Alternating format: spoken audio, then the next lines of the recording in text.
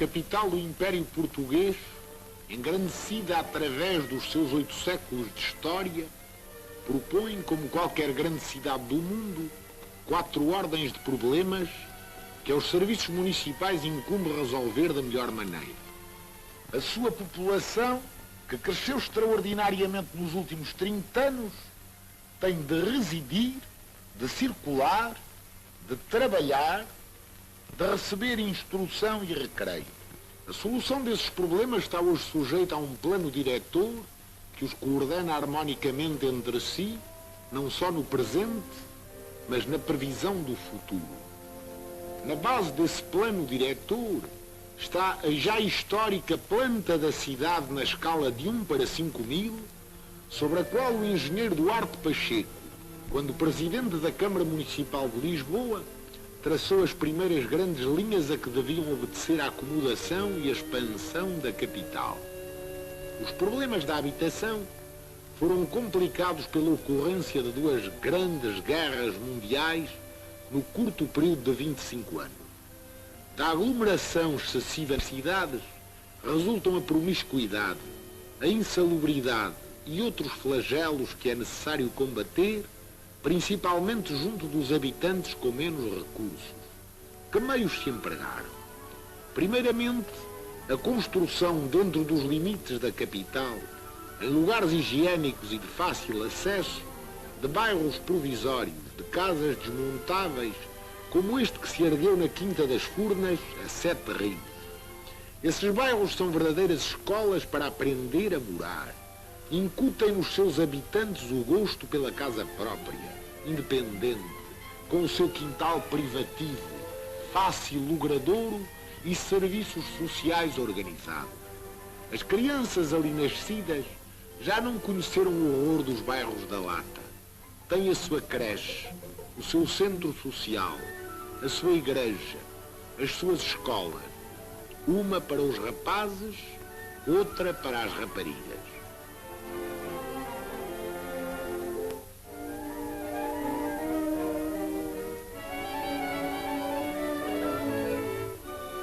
Como o da Quinta das Furnas é o bairro da Quinta da Calçada, entre a Palma de Cima e o Paço do Lumiar, e o da Bela Vista, na orla do Parque Florestal de Monsanto, a Benfica.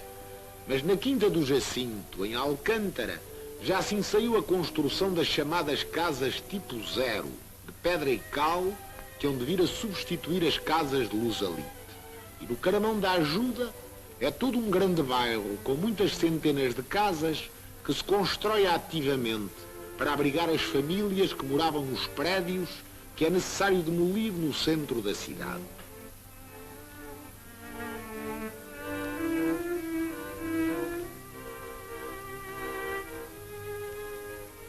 Algumas dessas casas são construídas por um moderníssimo processo que permite erguer 2 casas por dia. É um processo de cofragem. Nos moldes de madeira é vazado um concreto especial que seca muito rapidamente.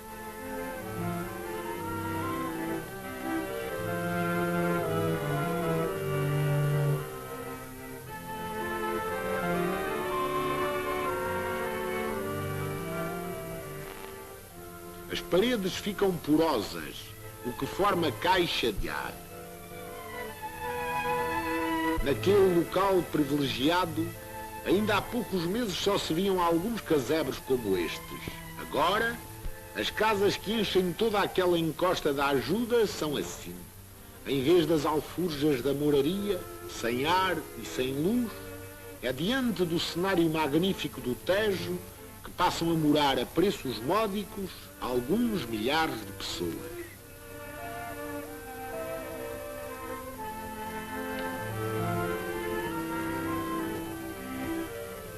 Muitos outros bairros de casas económicas se encontram espalhados por toda a área de Lisboa.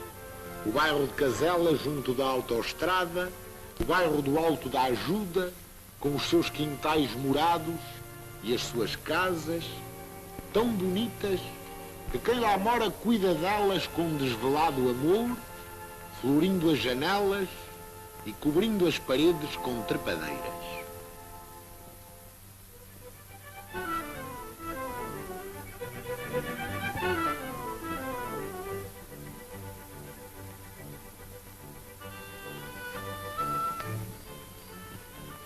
cada bairro tem as suas escolas, como não podia deixar de ser.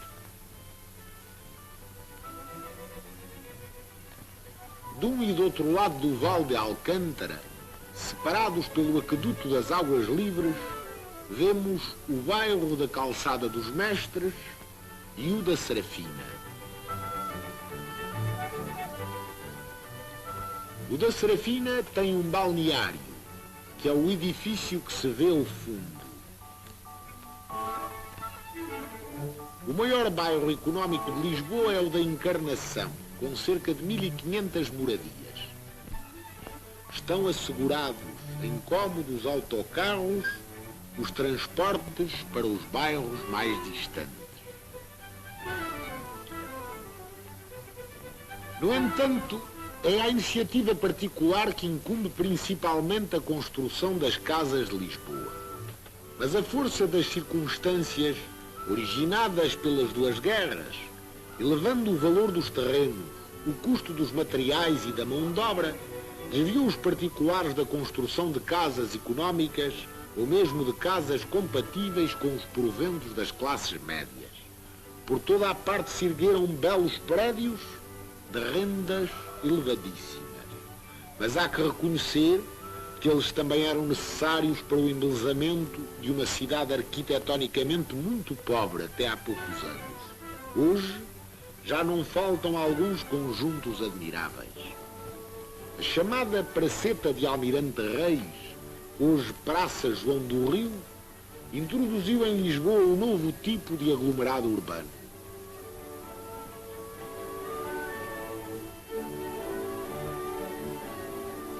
A Praça do Arieiro é o remate condigno daqueles bairros novos.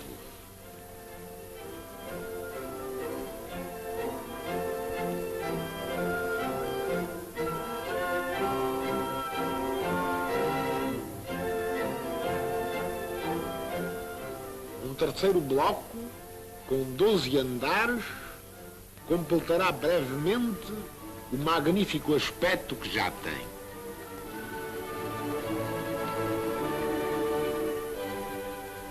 E na Avenida de Sidónio Pais, no lado oriental do Parque Eduardo VII, pode dizer-se que se fixou o estilo monumental da Lisboa de hoje, que já não envergonha ninguém.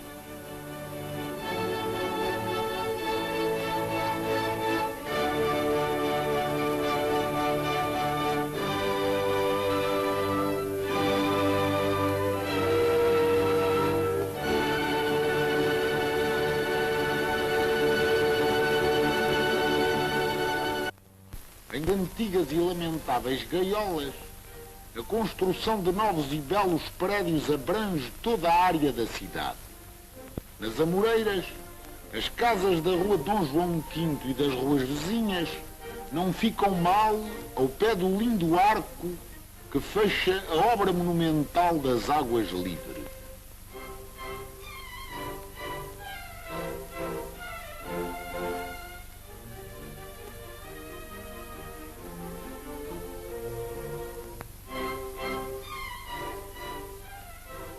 Em Pedroços, um bairro residencial orla à margem direita do Tejo, naqueles terrenos baldios de há poucos anos.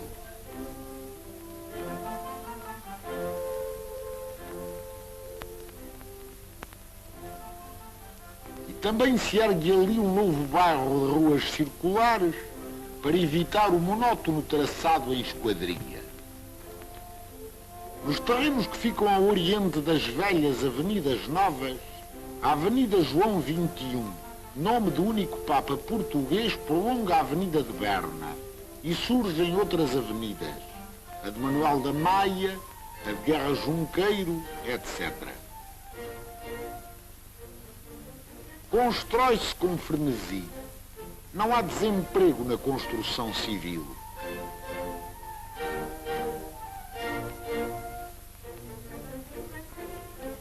Os prédios novos acusam logo na fachada a colaboração dos arquitetos, profissão que as câmaras municipais e o governo do Estado Novo têm dignificado e feito prosperar.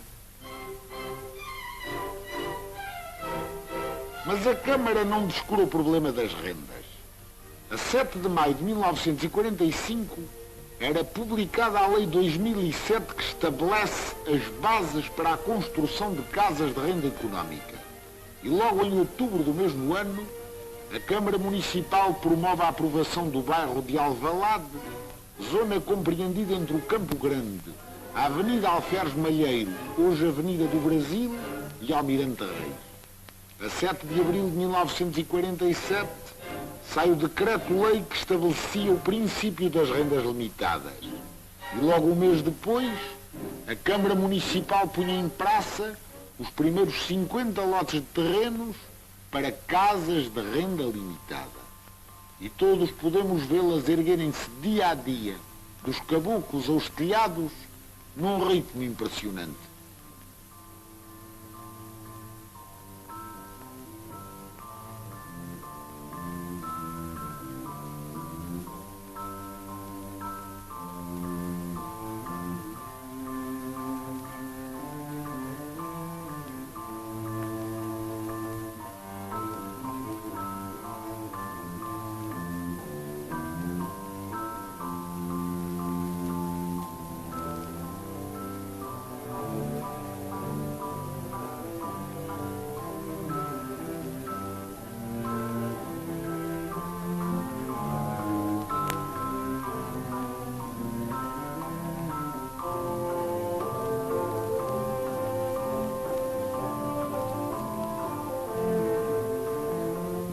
Estão já praticamente concluídos 1.500 fogos em 225 prédios.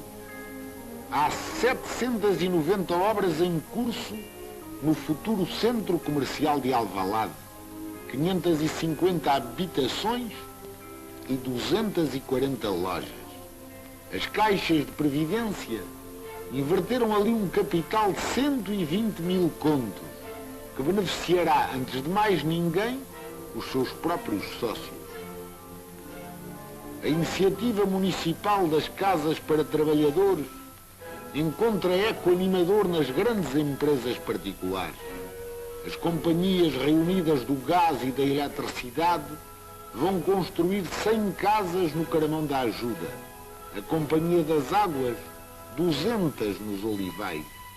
E há requerimentos de outras empresas e de cooperativas que ainda não foi possível satisfazer, mas que terão a sua vez. O sítio de Alvalade é a prova evidente de que a Câmara Municipal tem uma política da habitação de que sairá vencedora. Dentro de 4 ou 5 anos, toda a zona estará inteiramente ocupada, podendo abrigar em ótimas condições 50 mil pessoas.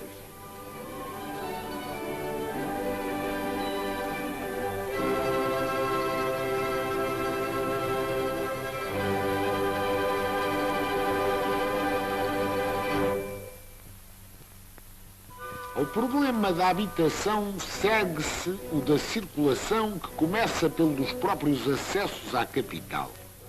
Todos se lembram que a entrada ou saída de Lisboa por Sacavém se fazia ainda há bem poucos anos por esta incrível azinhaga.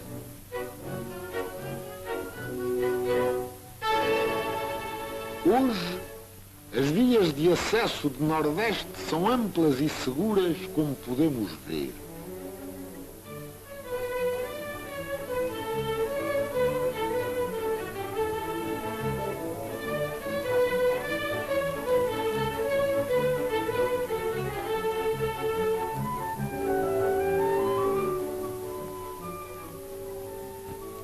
É desse lado que fica o aeroporto, ao cabo de uma soberba avenida ladeada por lindas moradias. O aeroporto em que a Câmara, comparticipando com o Estado, despendeu cerca de 40 mil contos, veio modificar completamente a fisionomia da capital. As instalações, que se ampliam constantemente de acordo com o tráfego crescente de aviões nacionais e estrangeiros, são muito belas, sendo um dos passeios prediletos dos lisboetas ir assistir ao espetáculo sempre empolgante da chegada e partida das grandes aeronaves internacionais. O campo, com ótimas pistas, fica muito perto do centro da cidade, vantagem que não tem a grande maioria dos aeroportos estrangeiros.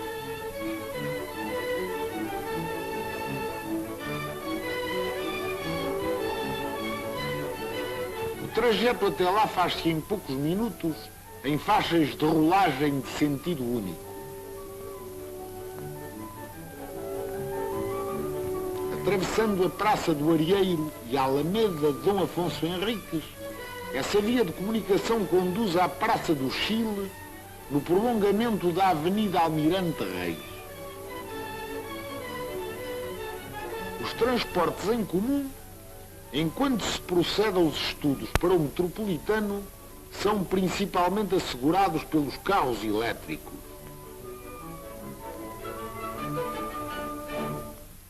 Mas todos os meses aumenta o número de autocarros postos em serviço pela Carris. Outra saída de Lisboa que liga com o aeroporto pela Avenida do Brasil é a do Campo Grande, cujo traçado foi corrigido de forma a tornar aquele confuso arrabal de Saloio numa das mais belas artérias da capital. A saída para o noroeste faz-se pela Alameda das Linhas de Torres, que também foi alargada e pavimentada de novo como tantas outras.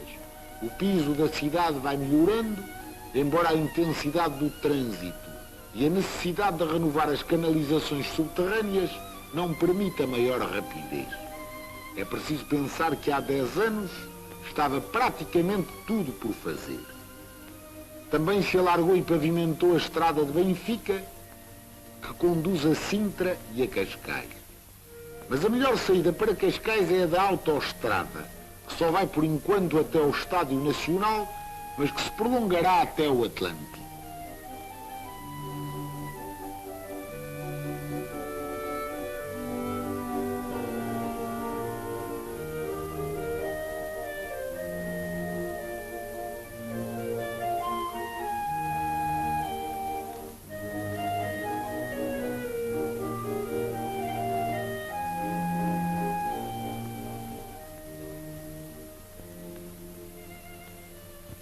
Entre a Cruz Quebrada e Caxias, a autoestrada liga com a Estrada Marginal, que tem 7 anos apenas, e foi a obra decisiva para a valorização da Costa do Sol, das praias ribeirinhas do Tejo e das que ficam para além da Barra, até o Guincho.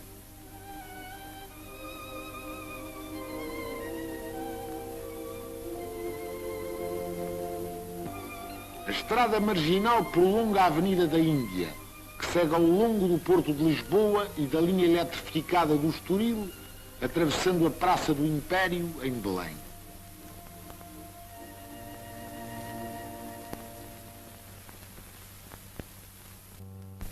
Um magnífico trajeto barrava com o cotovelo do Corpo Santo e com a garganta da Rua do Arsenal.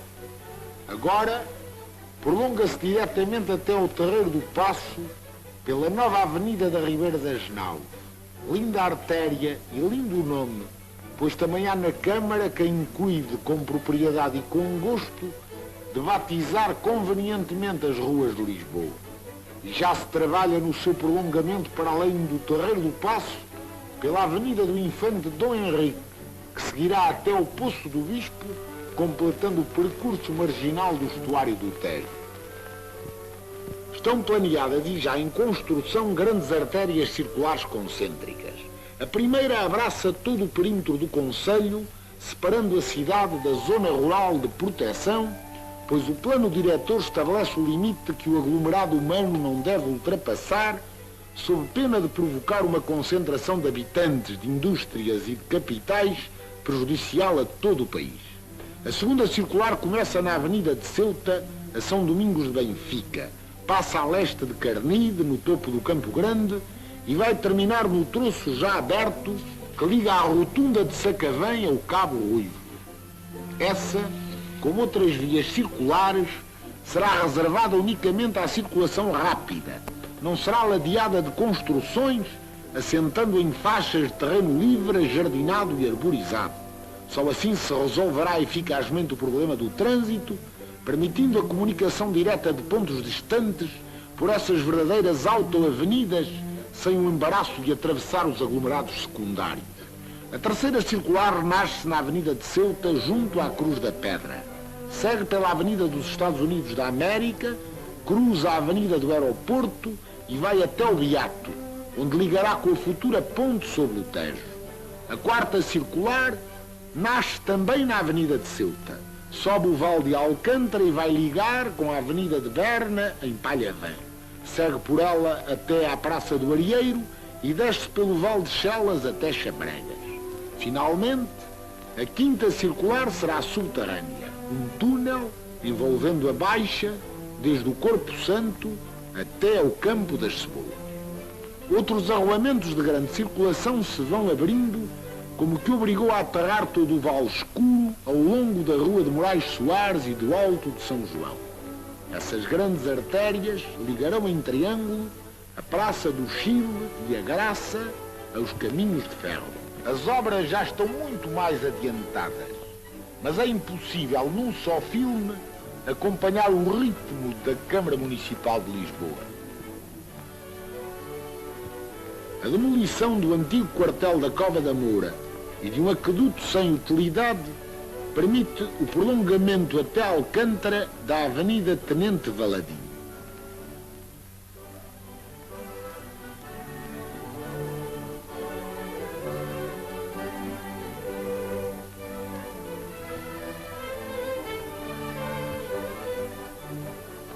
O troço já existente dessa avenida vai ligar, pelo Largo da Estrela, contornando o Zimbório e o Jardim, com a Avenida Pedro Álvares Cabral.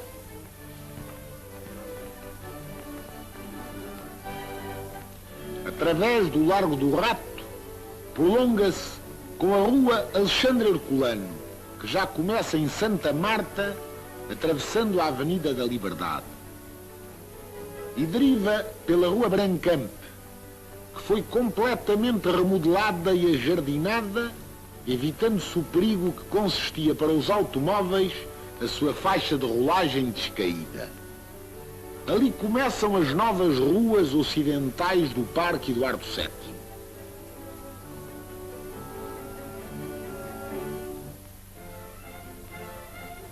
E pela Praça do Marquês de Pombal, liga com a Avenida Fontes Pereira de Melo até ao Saldanha e Avenida da República. Em vários locais foi necessário construir custosos viadutos, como o de São Sebastião da Pedreira. O viaduto da Rua do Arco do Carvalhão, sobre o qual passa a autoestrada.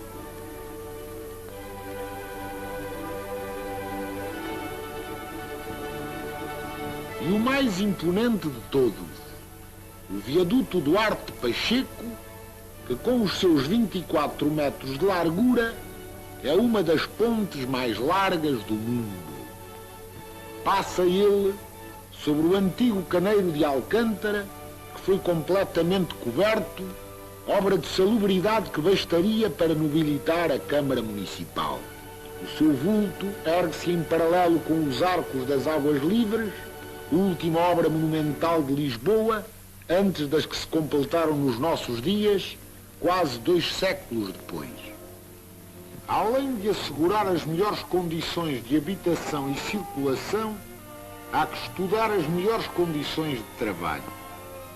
Toda a atividade de Lisboa depende, em última análise, do seu porto de mar, um dos melhores portos naturais do mundo, mas que o Estado Novo tem sabido valorizar constantemente.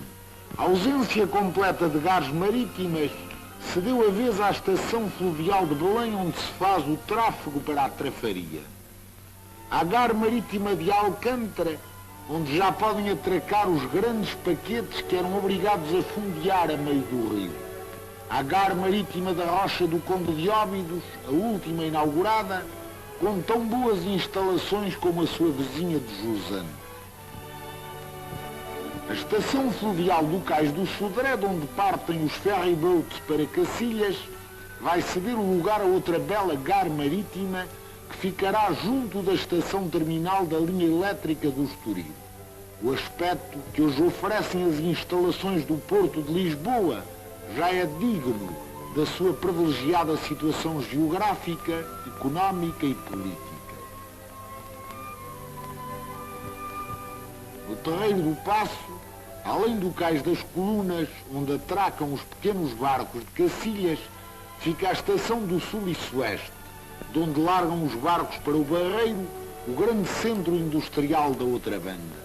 E para Montante, novos cais e novas docas prolongam o Porto de Lisboa até ao Poço do Bispo, num total de 15 quilómetros de extensão. A nova zona industrial deve concentrar-se ali, nos Olivais, de forma a livrar Lisboa dos fumos que tanto prejudicam as grandes metrópoles estrangeiras. A zona das repartições oficiais concentra-se em volta do Terreiro do Paço.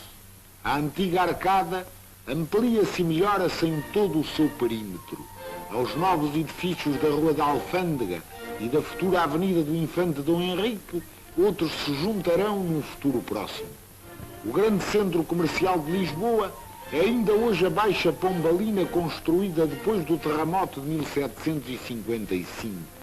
Mas, por mais larga que fosse a visão do genial ministro de Dom José, as exigências do aumento populacional obrigam a remodelá-la na parte que fica a ocidente da colina do Castelo e que ainda hoje se chama, por vir do tempo dos mouros, Mouraria. Ali onde vão dar as escadinhas da Saúde, abriu-se um largo, o de Martim Muniz, demolindo sórdidos casarões de que já ninguém se lembra, apesar da nossa racial tendência conservadora e saudosista. Poupando a tradicional Igreja da Senhora da Saúde, mas sacrificando o arco do Marquês de Alegrete, as demolições continuam e continuarão sistematicamente, pois assim o exige o crescimento natural da cidade, que seria inútil negar ou combater.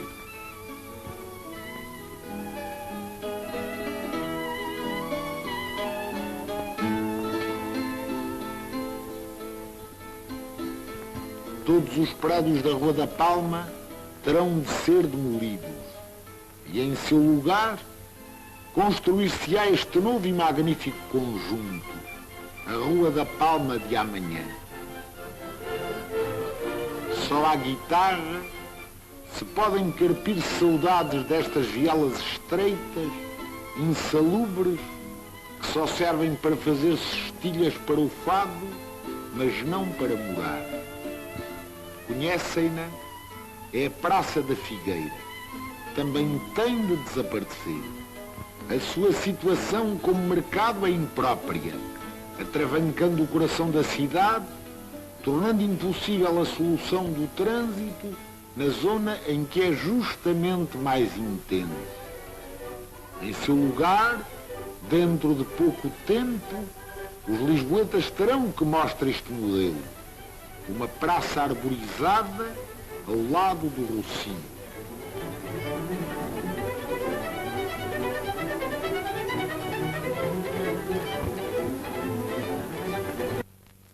Na Praça dos Restauradores, a assimetria da comunicação com o Largo Dom João da Câmara vai ser corrigida pela substituição do bloco onde estava o Hotel de Inglaterra por um novo e belo edifício digno daquele lugar. As demolições começaram já e vão continuar em seguida.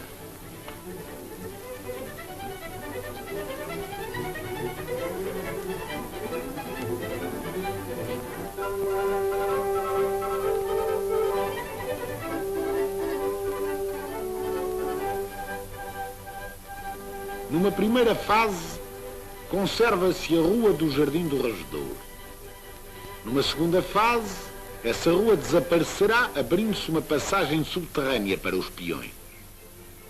Há muitos anos que o Mercado 24 de Julho substitui o antigo Mercado da Ribeira do Peixe. O novo Mercado de Arroios é modular, pois nem sequer destrói, antes favorece a estética citadina. Outros mercados fixos e de levante estão previstos. Estuda-se a construção do novo matadouro aos Olivais e de uma grande central pasteurizadora de leite. A par do trabalho, cuida o município da instrução, cultura e recreio dos munícipes, muito especialmente das crianças. Desde 1926 que existe, construída pela Câmara, a Escola Primária da Calçada da Tapada. Está pronto e será inaugurado brevemente o Grupo Escolar do Alto de Santo Amaro.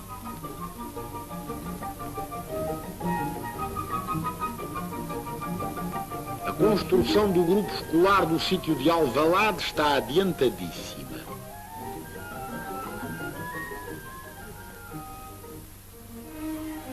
O da Praça do Ultramar já foi entregue ao Ministério da Educação Nacional, completamente mobilado e pronto a funcionar.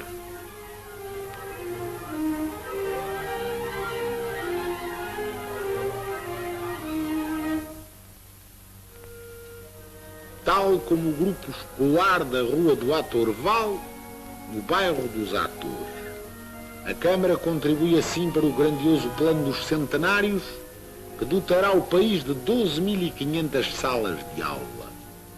Lisboa já tem os seus kindergarten, os parques infantis sonhados e reclamados por Ramalho Ortigão, os seus baloiços, os seus rinques de patinagem, as suas piscinas dão às crianças de Lisboa, ricas ou pobres, aquele espaço vital que não tiveram seus pais.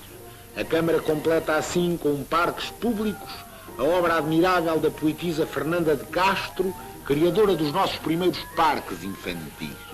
Além de grande artéria, a Alameda de Dom Afonso Henriques é um admirável logradouro público. O seu enorme tapete de relva é encimado pela fonte monumental, que comemora a chegada das águas a Lisboa, uma das obras fundamentais que o Estado Novo fez em benefício da capital.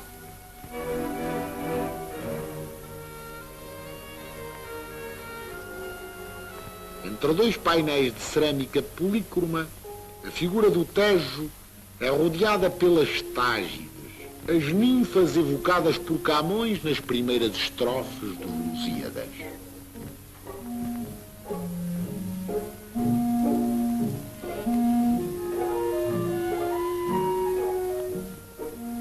E vós, Tágides minhas, pois criado tendes em mim um novo engenho ardente,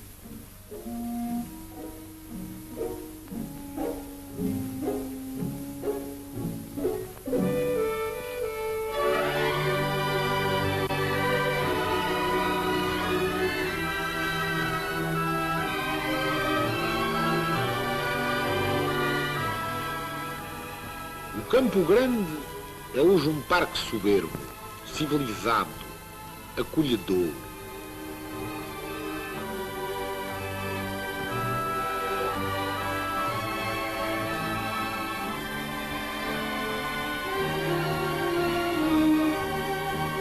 Um restaurante junto do lago,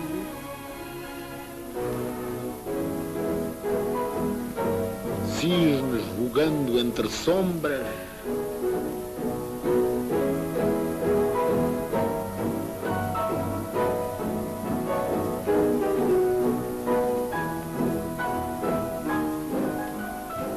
a Casa do Pessoal e das Ferramentas, a famosa Alameda das Palmeiras e, junto do campo do Jóquei, vai fazer-se a grande piscina municipal, cujo modelo mostra bem o que vai ser.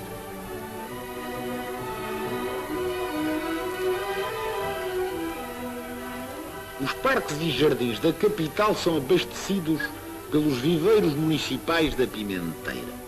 As plantas e as flores merecem à Câmara desvelos muito especiais.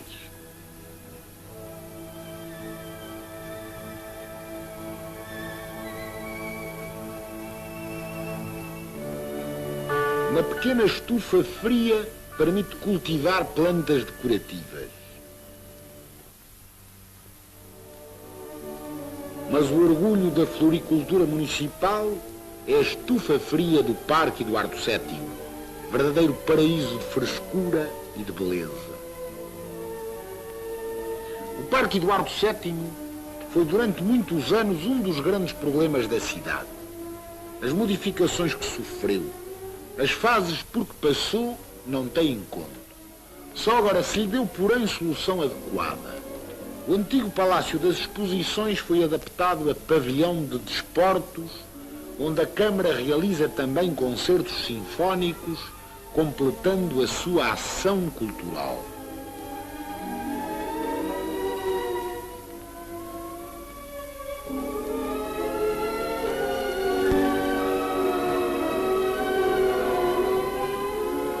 E a perspectiva da Avenida da Liberdade prolonga-se já à vista de todos até ao Miradouro, de onde se desfruta um dos mais belos panoramas de Lisboa. O efeito final sai imponente, como demonstra este modelo, e o conjunto será coroado pela estátua equestre de Nuno Álvares e pelo Palácio da Cidade, que reunirá um museu, uma biblioteca, salas de exposições e uma grande sala de espetáculos com 3.600 lugares.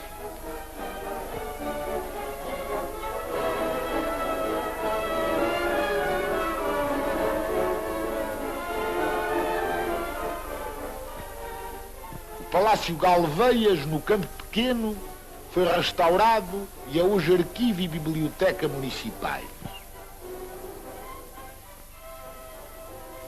A Ilharga de Lisboa, a Serra de Monsanto, árida, escalvada, foi durante séculos velhacoto de malfeitores. Há 10 anos deu-se ali o primeiro golpe de picareta, e já a serra se cobre de um manto de verdura, mais de 1,5 milhão de árvores de várias espécies. Muitos quilómetros de estradas e caminhos rasgam o Parque Florestal de Monsanto, conduzindo a maravilhosos pontos de vista, a centros de repouso e recreio como o Mirador de Montes Claros.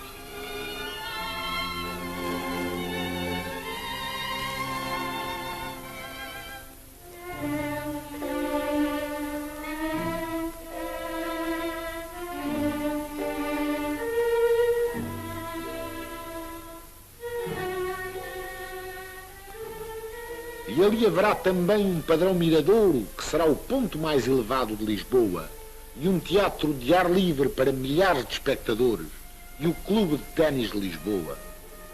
Lisboa é uma cidade em obras. Desenvolve-se e alinda-se dia a dia sem interrupção. Novos edifícios, novas ruas, novos jardins multiplicam-se por toda a parte. Das casas económicas às moradias de luxo, aos prédios monumentais, Lisboa renova-se, Lisboa expande-se, Lisboa é cada vez mais Lisboa, mais digna do seu renome universal, mais apta a confirmar os versos de Camões. E tu, nobre Lisboa, que no mundo facilmente das outras és princesa. A obra da Câmara Municipal está à vista de todos.